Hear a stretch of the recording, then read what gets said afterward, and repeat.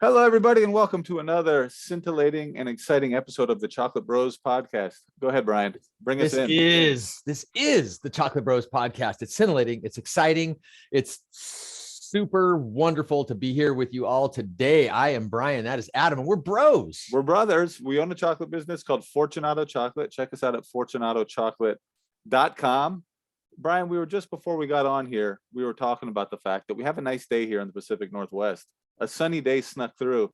Don't you like it when something good happens that's totally unexpected? Isn't that nice? Oh, yeah, absolutely. Because, if you look at your weather app and you're like, all right, I see 14 straight days of cold and rain. And then all of a sudden the forecast changes on Sunday and you're like, what? Tomorrow's going to be sunny and nice. And then so the forecast said like not even sunny and nice, just not rainy, just kind of, but it's actually blue sky and really nice outside.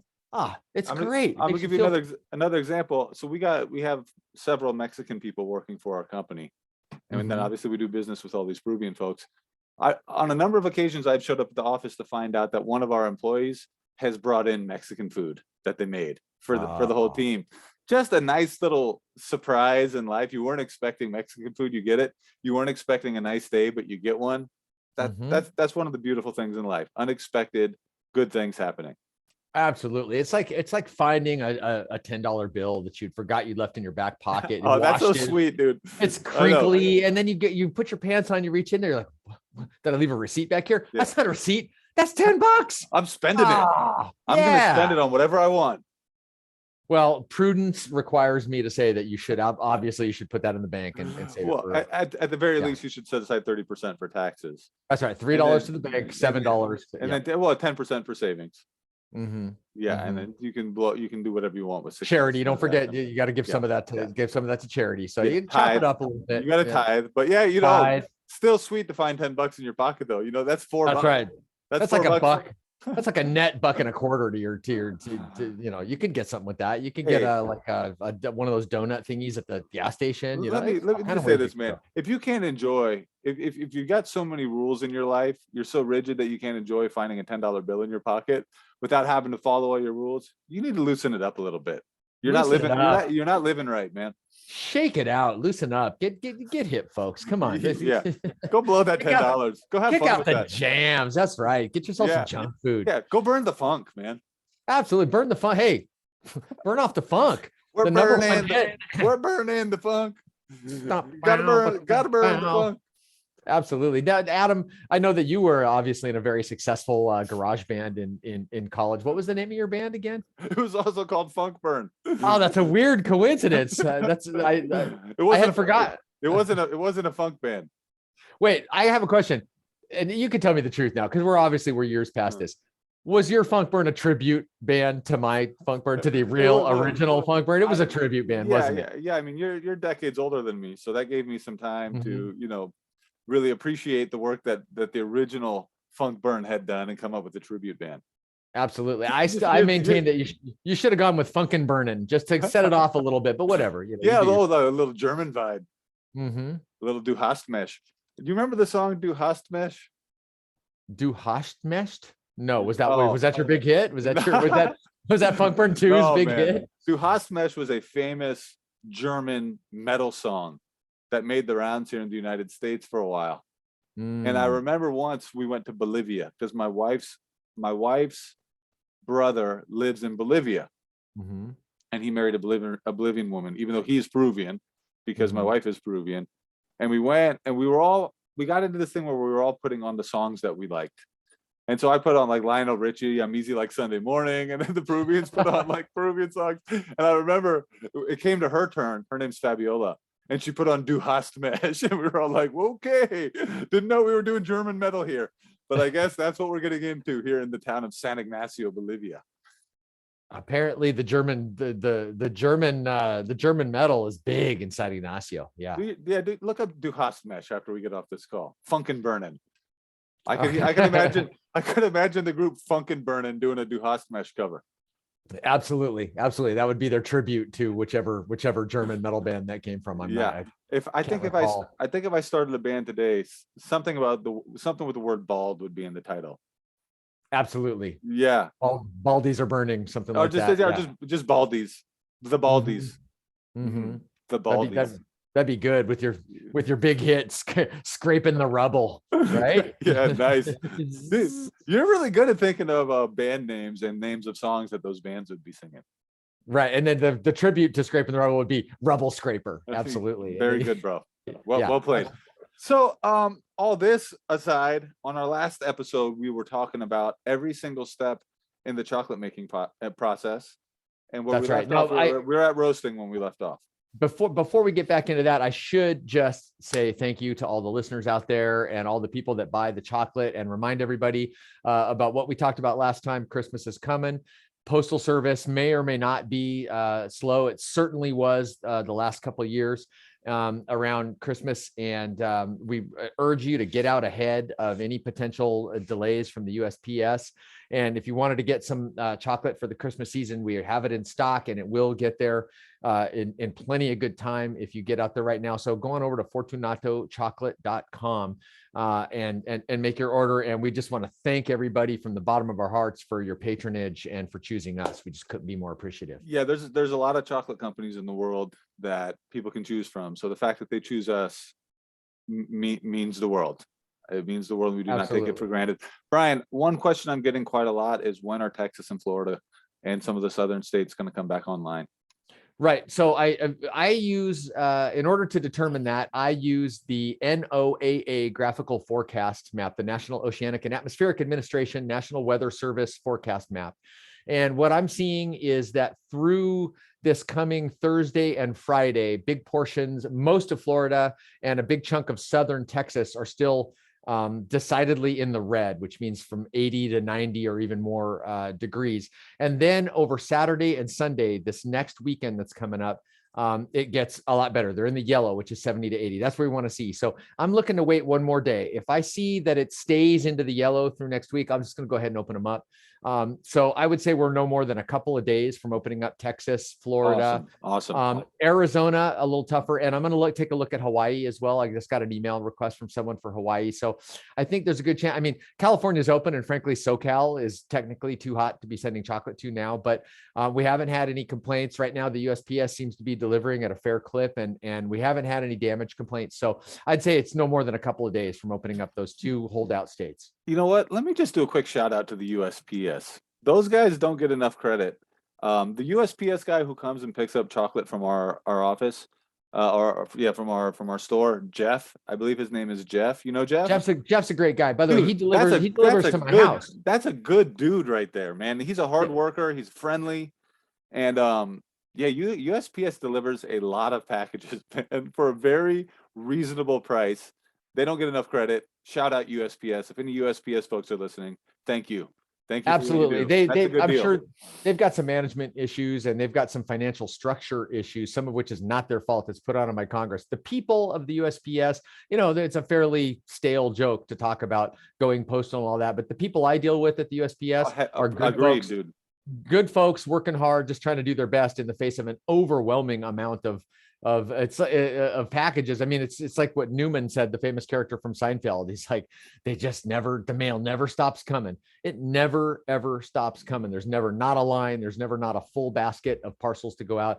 And they do a pretty good job overall. They fell badly apart around the fall and winter of last year. And that was due to COVID, due to the quantity of stuff, due to what appeared to be some managerial malfeasance, but I haven't seen any evidence that that's going to repeat, and I'm hopeful that it won't. So yeah, shout out to Jeff. He's a great guy, and the USPS people tend to be good people struggling to do their best in a structure that's flawed. You know, something that I really enjoy when Jeff comes to pick up all of our packages that we're going to be sending out. There's another company that he stops by right before he comes to our shop that also does e-commerce and ship stuff. Yeah. And almost every single time he comes by, we got way more deliveries going out. So again, there you go. Thank you. Yeah. Thank you, customers, for making us look good in front of the post office guy, Jeff, with a lot of orders. Thank you. We appreciate absolutely that. And to the owners of that other company, hey, get better, guys. Nice try. Get better customers like ours. Bottom line, if you want to do a podcast. If you want to improve your sales, do a podcast. Reach out, engage with the people. Yeah. Yeah. Hey man, steel sharpens steel. You ever just say something that doesn't apply to what you're talking about? Another one of our big hits. Actually, that's the one that they would call out when we would play club dates. It'd be like steel sharpen steel, woo, with the lighter, and yeah. And then it'd be that same funk beat: steel sharpen steel, steel That's sharpen right. steel. That's the reason, honestly, that we really never broke through and made that major recording contract. We pretty much had the same, beat on everything. Yeah, steel sharp steel. Yeah, same thing. Gotta burn the funk. Steel sharpen steel. Gotta burn. You could merge them into one song. Right, you cut that funk. The steel cuts the funk, and the flame burns the funk. So, all right, good times. All right, well, let's get back into the main thrust of what we're supposed to be talking about on this show, which is chocolate and not fictional funk bands that we didn't actually participate in. So we left off at roasting. On the last podcast, we determined that roasting and fermentation and genetics are really the three big players and what is ultimately going to determine the flavor of chocolate. We got deep into roasting. We got deep into why we use the company, why we work with the company that we work with in Switzerland, because they're expert roasters. They got a tasting panel comprising over 700 years of chocolate making experience. I believe that was the stat that you threw out. You're standing by that, 700 years? Yes, and by the way, I think I've mentioned before, I've been to the factory. I've made chocolate with them. I was asked when I was at the factory to sit in on their morning tasting panel the day that I was there. And oh boy. And I also got to go through and do a cycle in their taste lab, in their palate lab, where they actually give you things to taste, and they give you a tasting vocabulary, and they have a smell lab. They have these shelves with hundreds of samples of things in cups with lids on them, and you don't know what it is, and you crack it and you smell, and you try to associate a word. You try to build a gustatory vocabulary, a tasting vocabulary, to be able to associate the source of a flavor or a smell. And they don't just happen to have great palates. They work really hard on having great palates. Can you give me an example of what kind of word you would use in the gustatory vocabulary?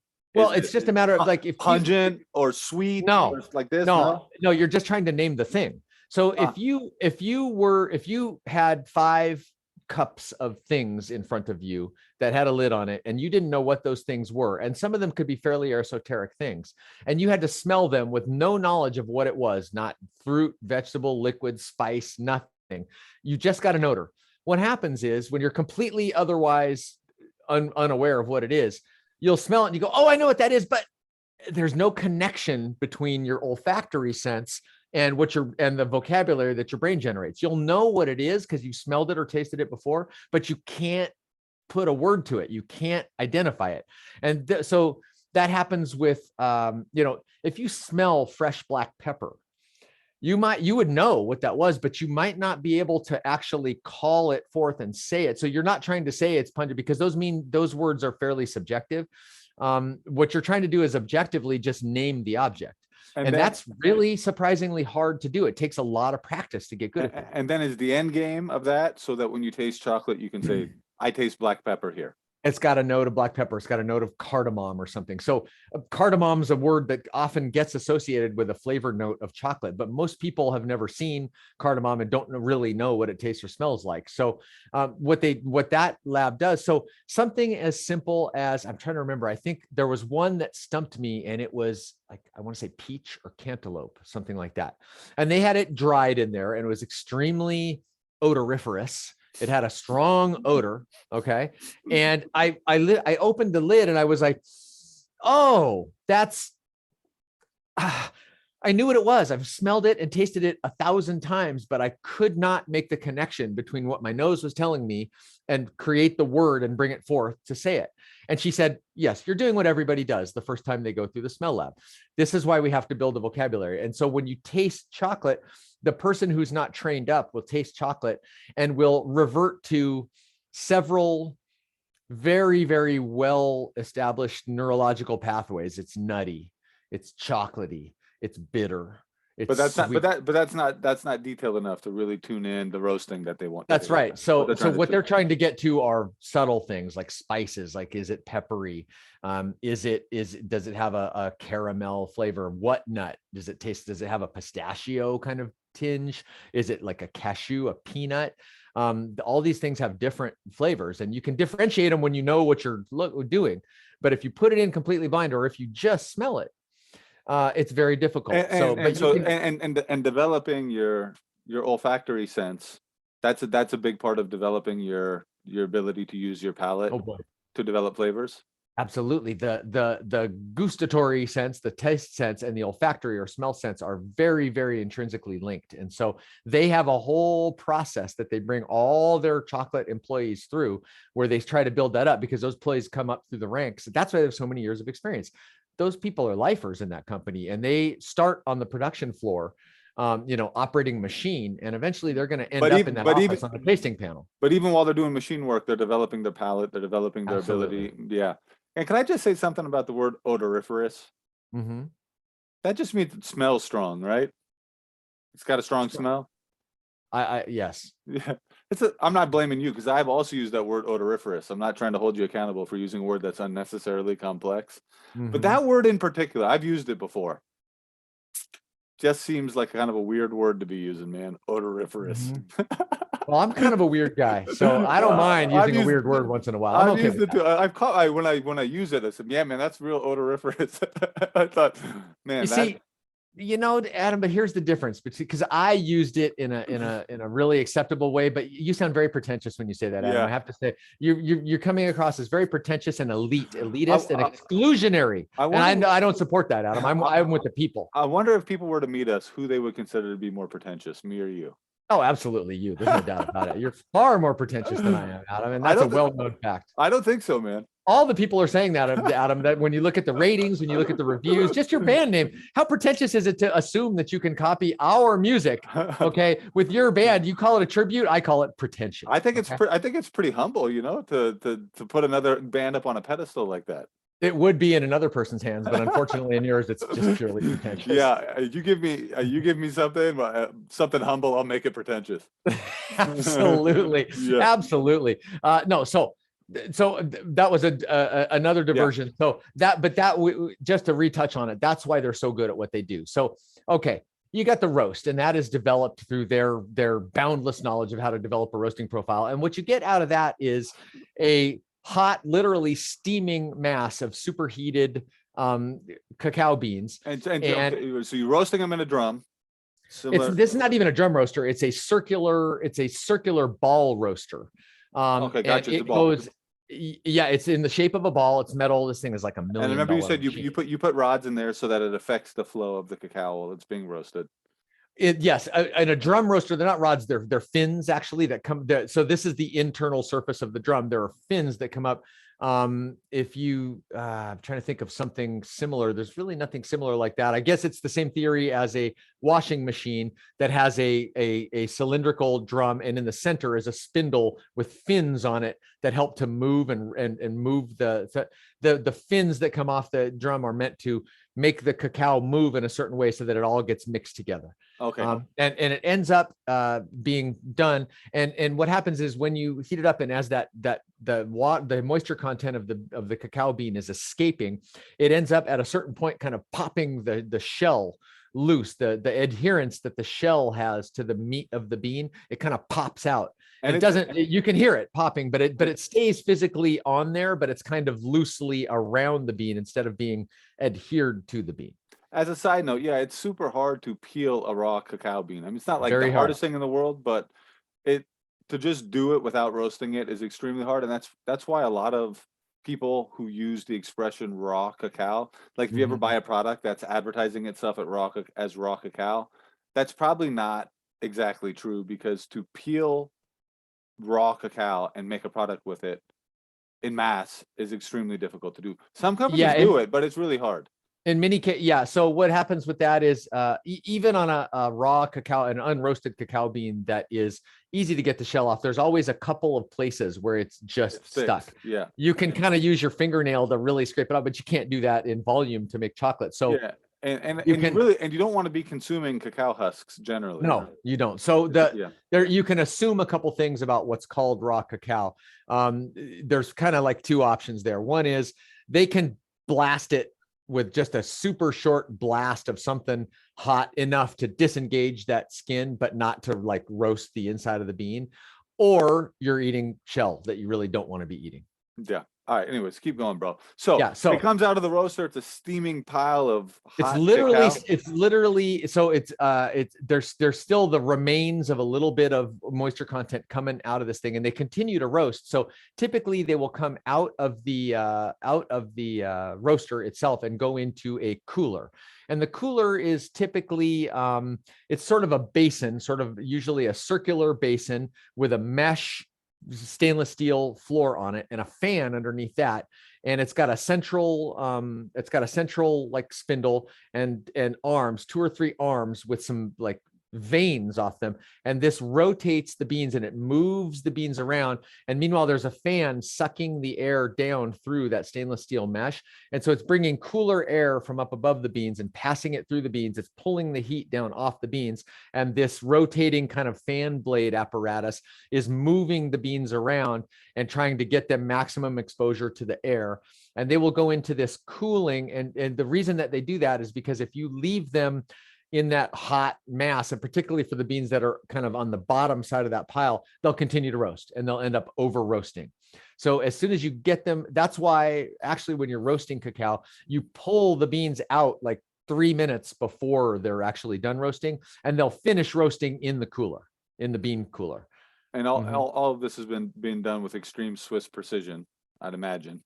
But yes, absolutely. Yeah. This is, they've got their setup is incredibly, they basically press a button, it opens a hatch, the beans go into a hopper, they go down into the cooler starts automatically, it starts turning, and the beans are very quickly, in the case of the Falkland factory, and in other factories that I've worked in, like in La Orquídea in Tarapoto, Peru, it's much less efficient. In that case, you have to stop it and open a hatch by hand and kind of shovel them out, and it takes a little longer, so you have to stop the roast a little earlier. But in every case, you've got to account for the sort of roasting inertia. The carryover cooking time. That's right. That happens with all food. You know, you have to. Yeah, if you're gonna do it right, you got to take that into account. But it's even more so with cacao. So if you think of a steak on a grill, once you take that steak off the grill, it's exposed to air on all sides, and it's one thing. But or think about hamburgers. Yeah, but it's still inside the skin, right? Right. So if you're having a grill cookout and you take 12 burgers off the grill at one time, the burgers on the bottom of that pile, there's going to be 6 or 7 burgers, and they're going to stack burgers on top of them. The one that's down in the middle of that is going to stay hot, and the one that's up on top of the burger pyramid is going to cool off quite a bit because it's exposed to the air. So they just want to expose those beans to the air and pull the heat down off it to get them cooled off. Hey, bro, speaking about burgers, sorry to just go off track here for a second. I went to a burger joint. I don't mean we haven't done that before, Adam. Should we really start? Should we really start with this? No, you're gonna love this. So I went to a burger joint this weekend. There's a burger joint over near my house that I'd never heard of that somebody recommended to me. It's called Burger Addict, and it's in a kind of like a rundown area. And we went in there, and it's just this simple little burger joint. The guy who owns it, he's a nice guy. I was able to chat with him while I was in there. He's a Michelin-starred chef.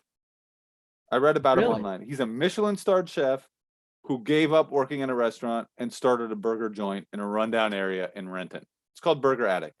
You should go check it out. So I'm gonna go eat a burger at Burger Addict, undoubtedly. Okay, so the guy's name's Marcus. He's cool. You can chat with him. So we went in there, and I was looking at the menu, and there's all these options on there. And I asked him one of these options. I said, "Hey, is this one pretty good?" And he looked up at me and he said, "I'm a Michelin-starred chef." And then he just looked back down. Good. That's great. So I said, great. Okay, I'll take that. Yeah, I guess that has to be good. Yeah. The only question is, do you like what that is? Because it's all great. He didn't even say anything else. That's all he said. He just said, "I'm a Michelin-starred chef," and then he looked back down to what he was doing. I love it. That's that's much the same thing. If anybody ever asked me, like, was Funkburn a great band? And I'd be like, hey, we have a tribute band. We have a tribute. That's all you got to say. That's all you got to know. We were good enough that someone was tributing us. So yeah. All right. So anyways, So hey, in the future, if anyone goes, "Hey, is this chocolate good?" We go, "We're fortunate out of chocolate." That's all you need. That's right. It's a byword for quality. Yeah. You don't have to say anything else. All right. So what happens with this with the cacao after it's been cooled? So now you've got the beans and they're cooling out. They're cooling from smoking hot to just mildly warm, and that's where you want them, is mildly warm. So a couple minutes in the cooler. I can't remember exactly how it goes at the Felklin factory, but in most places, what happens is there's a hatch or some kind of an aperture in that stainless steel screen that's in the bottom of the cooler, and you can open that hatch, and the beans will then start to go down through the hatch. And as the fan blade apparatus revolves, it pushes beans kind of into that hatch, and they'll start falling through at a measured pace. And they will then go into a conveyor system that will grab those beans and take them into the next piece of machinery, which is the cracker. And the cracker is the machine that cracks those beans into small little pieces. And how's that work? Does it like stamp it down? Is it a hammer? How does it actually crack it up? There are various ways to do that. So most of the time it is with a jack screw apparatus. So a jack screw is, if you think of a high-end juicer, this is a process called maceration, where it's a never-ending screw that starts wide and gets skinny, and it sort of takes a product, and as it turns, it pushes it along the length of the screw, and as it gets into a receiving, it starts to run out of space to avoid, and it kind of goes through a strainer. That's right. And so, but essentially, what you've got to do is you've got to squeeze a bean that's about typically 5 to 8 millimeters wide, which is maybe from a 1/16 to an 1/8 of an inch wide into an aperture that's just less than that. And so what you've got to do is you've got to squeeze that bean into an area that it cannot pass through whole. So it has to but break. You don't want to obliterate the thing into dust. You don't want to grind it at that point. You just want to break it. So you're trying to push that bean into pass through an area that is so tiny that the bean must break to pass through. And that's do you think that's how they do it at Felklin, as far as you can recall? That machinery is always enclosed because it can't be open or the stuff would fly away. So I frankly haven't seen the inside of that. Is that how they do it at La Orquídea in Peru?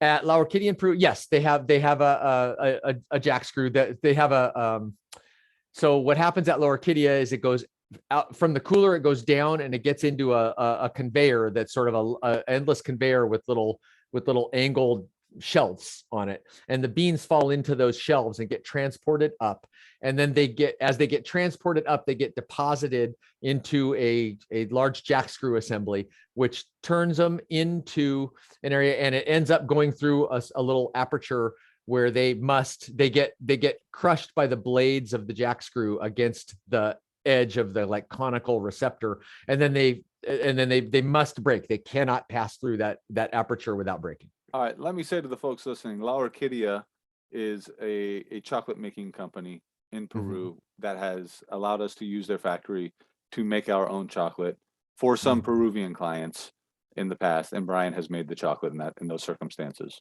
That's correct. And that's what we're referring to. It's in the city of Tarapoto. In the city of Tarapoto in the jungle. I've also made chocolate in the capital of Peru, Lima, at the factory of a company named Cacao Suyo. Award-winning Peruvian chocolate, and the owner's a great. Really award-winning, great chocolate. They've won the world's. We've mentioned it before. They've won the world best in the fine chocolate awards several times for their 52% Amazonas milk. Really, really good people. Good chocolate, and very nice factory. And we've made chocolate there, and it's the same basic concept.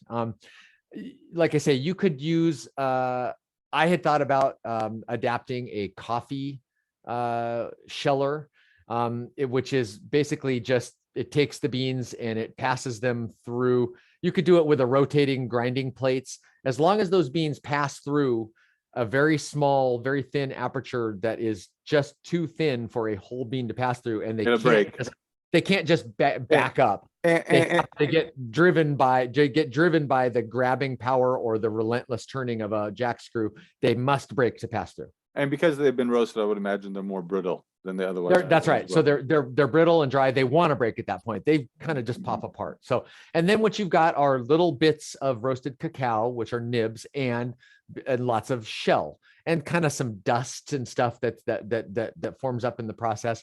And now you're into the winnowing. So you've cracked the beans, and what you've got are various sizes of broken roasted cacao bean shell, and kind of some other, just like I say, there's a little bit of dust that forms in there. And now they typically go through a cyclonic separator. And what that means is they go into a chamber where everything spins around, and the heavier pieces, which are the meat of the cacao bean, drop through, and there's upward airflow, which separates the shell, the dust, and anything that's not just cacao bean, and takes it out and into a collection system. And what drops down through gravity, because it's heavier, is just cacao. And this is the same as separating the wheat and the chaff. This is the same concept as how they separate the papery skin of rice kernels from the actual kernel of rice. This is how they take the parchment off of coffee.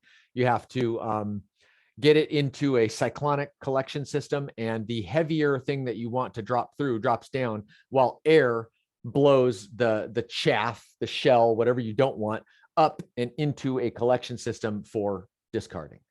And that is winnowing. Very cool, man. Hey, Brian, as an aside, because I know you used to work in a gold mine for a long time, how do the gold pieces come down through those big quicksilver pools? Does that also use gravity? I know it's not cyclonic, but it's not quicksilver is mercury. Okay. And mercury, yeah, there is a part of gold processing which uses mercury, but the first thing that they do, so when they take the dirt, the mining is basically just digging up a bunch of dirt and then trying to filter out the stuff you want. Dirt behind. Yep. So the first thing they do is they take the dirt, the raw dirt, and they put it in huge piles. And these piles can be as big as a small mountain. And then they set up a system that takes, in the case of modern gold mining, and it's different for other metals, but in gold particularly, they have water that is mixed with cyanide, of all things. Okay, it's not mercury. I thought it was mixed with mercury. But there is at a later stage in the processing. But the first thing they do is they stack up the water, and they filter cyanide infused water through a drip irrigation system that makes the whole thing, and that water slowly filters down through the pile, and that cyanide chemically attracts the microscopic little particles of gold out of the dirt, and until it goes all the way to the bottom, and then it collects and gets and sort of all runs off into a great big detention pond, and that's called pregnant solution. And then it goes into another process where they filter out the gold chemically, and mercury plays into that. From the pregnant solution, they return the cyanide water back to a different these are lakes actually that are lined with heavy geomembrane so that it doesn't spill. And then they start to slowly refine out the impurities from the gold using mercury and other chemicals until they end up with ingots of what they call pigs, or raw gold. Yeah. So this is not similar to the cacao process at all. Well, we don't use cyanide, mercury, or any other material. That little digression there was not helpful, because there is no parallel between these two processes whatsoever. No, but but you're trying to separate. The general scientific process of separating one thing from another exists across all industry and all materials.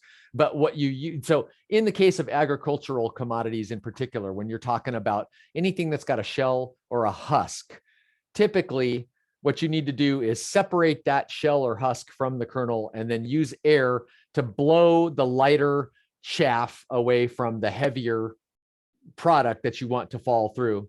And that is fairly universal. There are cyclonic separation systems for rice, barley, wheat, cacao, coffee, almost anything you can mention. So I know one of the byproducts that is somewhat popular is cocoa husk tea. Right? That's what gets blown away during the winnowing process, is the cacao husk. What are your thoughts on cacao husk tea? Do you know much about it? I'd want to, I've tried it. So that cacao husk has a wonderful chocolatey It aroma. does. And I believe it has health benefits as well. Yeah, I don't know about the health benefits. I mean, I think you can assume that it's got some healthy stuff in it. It's certainly high in fiber, but I don't know. So you would want to really know your source, because it's the most critical thing is that cacao husk is often contaminated with because a lot of cacao is dried on the ground on a tarp on the side of a road, and it's got road detritus, it's got little pebbles, it's got rocks, it's got animals come over and animals can come over and defecate on the cacao. There's dust from the road, there's microscopic bits of rubber from tires that are driving by. There's all kind, just lots of dust from who knows what. There's all kind of stuff that can land on ground dried cacao. And so a company like Felkland has a decontamination circuit where they flash it and kill any potential bacteria. And but you know, you'd really want to know that the cacao husk was already clean to begin with, and then that also that it was then decontaminated before you'd use that cacao husk for anything. Some people use cacao husk as a mulch for their garden. And if you don't have dogs, that's a great thing to do. It's wonderful to use as a soil conditioner and as a mulch. If you have dogs, you wouldn't want to do that because it's toxic to dogs. Right. Typically, chocolate itself, which is a highly concentrated form of that, could really make a dog sick. The shells probably wouldn't, but it probably wouldn't be fatal to a dog, but it was not going to help their tummy. It's going to make them up. It's going to hurt their digestive system. So what follows after the winnowing, bro? So after the winnowing, you've got nibs. Now, these are the same exact nibs that we sell. Those right. That's the finished state of the bean, is that nib. And so at many small chocolate makers at this point will just take all those nibs as a mass and they'll then make those into chocolate. But at Felkland, there's another step in between generating the nibs and beginning your grind. Go ahead, you were going to ask a question. Let me just point out to the listeners, I mean, a lot of people already know this, but cocoa nibs are something extremely healthy to eat.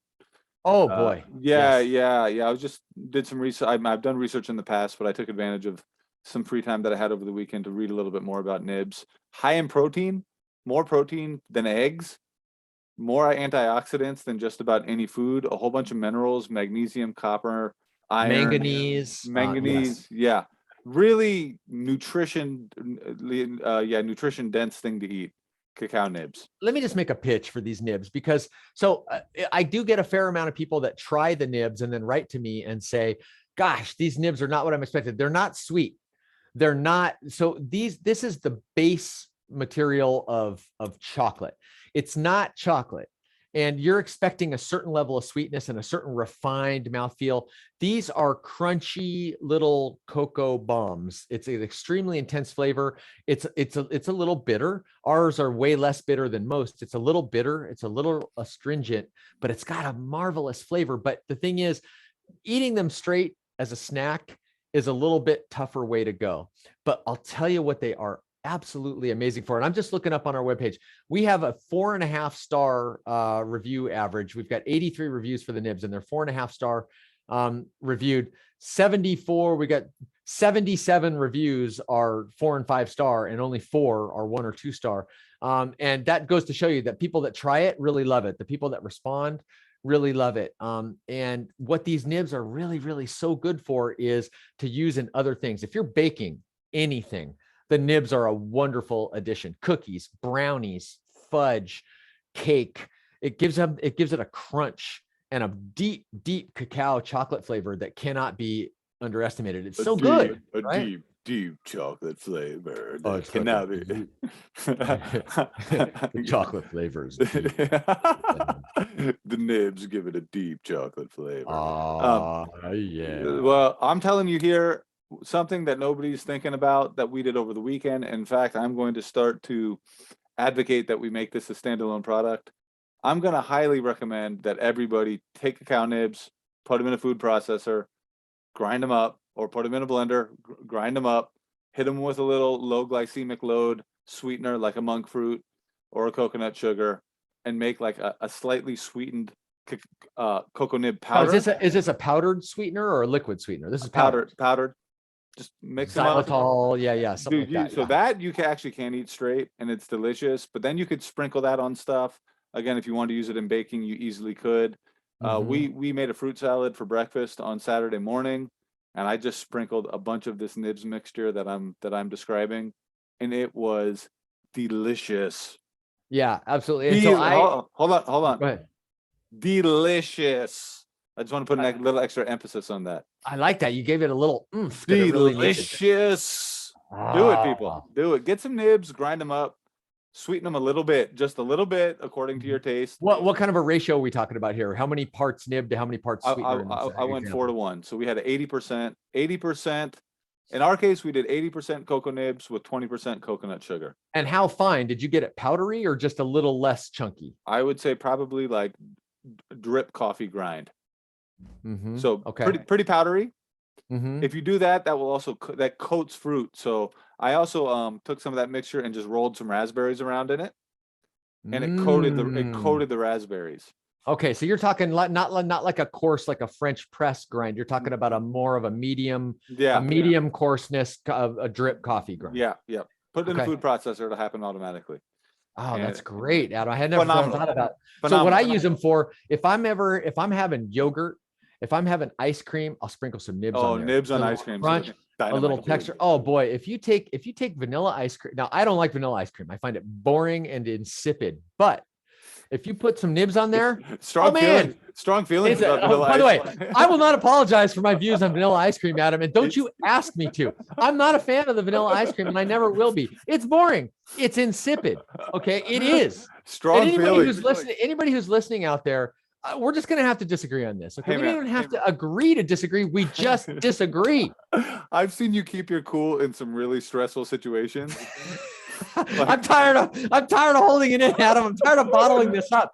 I don't like vanilla ice cream, and I don't care if anybody knows about it. I'm losing my cool. I've seen you commandeer a tractor to get across a swollen, flooded river, and you were calm and under control. But man, a tractor is not a good conveyance, by the way, for getting across a swollen river. No, because you had to shovel earth onto the river to try to fill it, to try to create a makeshift dam. And you were cool as ice, but man, you start talking about vanilla ice cream, man. I have faced down rabid Campo dogs with my machete, much cooler than I am now. But when it comes to vanilla ice cream, Adam, I can't hold it together. I don't like it. All right, I don't like it. Yeah, point taken. All right, but I will say this: if you throw some nibs on that, and maybe just give it just a little something, just a tiny little half a spoonful of raspberry jam. Okay. And nibs, and this goes the same for yogurt. If you give it just just throw some nibs in there for that crunch and that flavor. Oh, it's going to blow your mind. It's going to blow your mind. If you have a salad, if you like a green salad, as you and I both are amazing salad eaters. Yeah. We're the best. We're amazing salad eaters. Dude. I'm gonna stop denying this, Adam, because we're world-class salad eaters. There's probably only two things that we're really great at in this world. One, making world-class chocolate. Two, eating salad. That's right. Although I have to say, I find the way that you eat your salad a little pretentious, Adam. I'm not a fan of the way you do it, but the fact that you do it is fine with me. Yeah, you're not the first person to tell me that. So that's something I know. That's an area of improvement. The way I eat salads does rub people the wrong way. It does. But you know what? You're a good man, and we love you. We just don't love your salad eating prowess. Yeah. But I am amazing at it. But I understand that I give off. And super humble. Super humble. I give off an air when I do it that makes people think I'm better. It makes people think that I think I'm better than them. So I got to. Here's the thing you want to strive for. I have to dial that back. You want to strive to be amazing at eating a salad, but not at the expense of other salad eating ability. Okay, it doesn't. No. Yeah. Okay, but you'll get there. Yeah. A few more years of experience, I think you're going to make. So, anyways, put the nibs in the salad. I've never done that. Nibs on a salad with like mandarin orange slices, either fresh or from a can, and a little bit of like a raspberry vinaigrette. And, baby, I got to tell you, that is a world class. That's talk about Michelin starred. That's Michelin ready right there. You put that in your restaurant. Boom, double star, 2-star Michelin. Yeah, just throw your nibs in your salad. The Michelin people show up knocking on the door. I'll tell you what, you put your nibs in a grinder, throw a little monk fruit on them, wrap some raspberries in them. Boom, Michelin star. Michelin star. That's right. And since we're talking about nibs, one other great thing would be to caramelize them. Oh, absolutely. In a pan, delicious. If you just put them in a bowl and mix them with a little bit of maple syrup. Or you can also use agave syrup for this if you want something lower glycemic load or something, and just throw them in the oven about 350 for maybe 8 or 9 minutes until that syrup starts to caramelize a little bit. Bring them out, throw them in the freezer to cool them down so they don't over roast.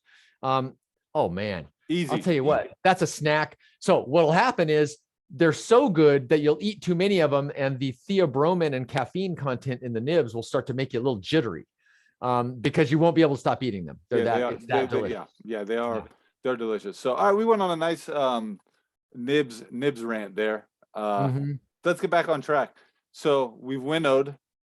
And now we have nibs, and nibs this is the raw material of chocolate. This is what nibs are to chocolate as wheat is to making bread or pizza dough or anything like that. It's the base raw material for chocolate.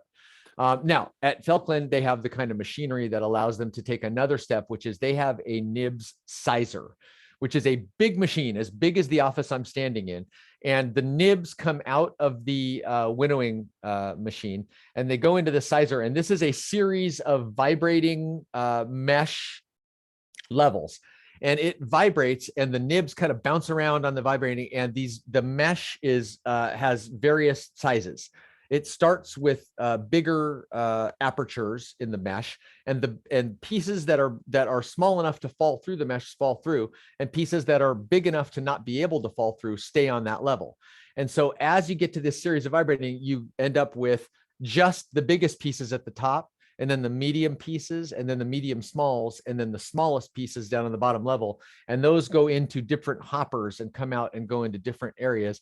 And they have different grinding settings for different sizes of nibs. Wow. So they actually have a big, complicated, amazing machine that undifferentiated nibs go in one end. And then there's these sort of sliding outflow areas, and sized nibs of nearly perfect uniformity come sliding out. And then, like I say, they separate into, I believe, 4 different sizes. Small, and they get ground, and they get ground differently based on what the starting size is. That's right. So they have different settings so we'll get into grinding in just a second. So they size their nibs, but a small chocolate maker doesn't have that. I think we're gonna have to get into grinding on the next episode, bro. We're running short on time. I'm more than willing to come back to it. This is something we could talk about all day, and have now twice. Yeah. All right. Well, so second full length episode. We're still sort of at the beginning of the process here. So there you go. That's right. That's it. But this is what the people want, Adam. This is what the people want. This is what they would like. It a touch less pretentious from you, but nonetheless, this is what the people are asking for. I'm telling you, bro. I know we're joking around about how I'm pretentious, but if people knew us, they would definitely not think that I'm the pretentious. No, you are not a pretentious man. This is all a joke. You are an unpretentious individual, Adam. And by the way, if anybody got together with the two of us, they would probably find you more down to earth, because you would just engage a lot more in conversation. I know. Yeah, they would totally think you were the pompous one out of the two of us. That's right. I brought the word pompous in the mix. I know we were saying pretentious, but I just brought in pompous. Darn it. Yeah. Okay, on that savage burn, let's end this. They'd be like, "What's up with your brother? Is he pompous or something?" I'm like, nah, you just don't know him. He's not. But I know he seems like that, but he isn't. Oh man. All right, savage burn, but I can take it. I can take the heat out of it. All right, very good. All right, bro. Well, let's go ahead and say, hey everybody, don't forget to check us out at fortunatochocolate.com. Texas and Florida. Thank you. Yeah. Thank you, everybody. This is just a heartfelt thank you. We're so grateful for everybody who listens, who buys, who enjoys. Thank you so much. Come by the store, get some hot chocolate. Adam, we got a retail store. They can do the right thing and come get some hot chocolate. They don't have to buy anything. They can just come drink some delicious Fortunato hot chocolate. It's great. It is delicious.